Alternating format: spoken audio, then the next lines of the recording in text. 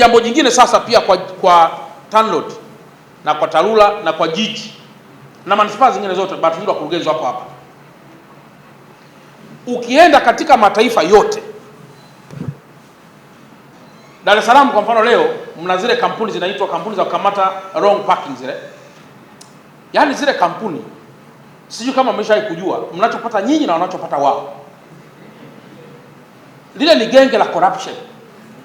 Ni kubwa sana. Na genge kubwa sana la corruption.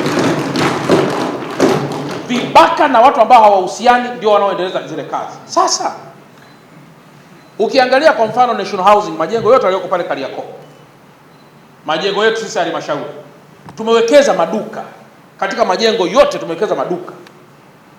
Sasa ukija kujiuliza, haya maduka yanayowekeza hapa, watu wanaokuja na magari watapakiwa.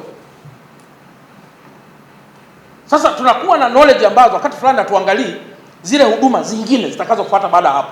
Kwa hiyo kinachotakiwa saa hizi tuanze kuwekeza pia kwenye parking za kwenda juu, ambapo ukiwa na maparking ya kutosha ni rahisi kumwambia mtu hapa wrong park na unampiga fine. Ukienda kwenye nchi zingine nyingi sana, hata mapato wala wagombani, mapato ya nchi zao ni makosa mbalimbali ya watu. Nenda hata Finland, kila kitu kinachofanyika fine. Sasa hapo itakuwa ni jambo moja rahisi sana. Kwa leo ukiangalia ile Kariakoo yote mpaka nakwenda humo Posta humo, parking ni kama hatuna. Sasa mabasi magari yatakaa wapi? Hii Jangwani leo hii ambayo tunaizungumzia, bonde la Msimbazi, ambao tunataka kulifanyia kazi vizuri, sijui kama tunaweza tukawa tunawaza hata masuala ya parking. Leo parking ni mtaji.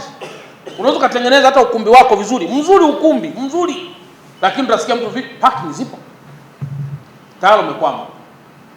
Kwa hiyo tuanze kuangalia mambo ya parking jinsi yatakavyokuwa, na tuone uwekezaji mkubwa unakuwa kweli kwenye hilo jambo ambalo litatusaidia sisi kwa sehemu kubwa sana.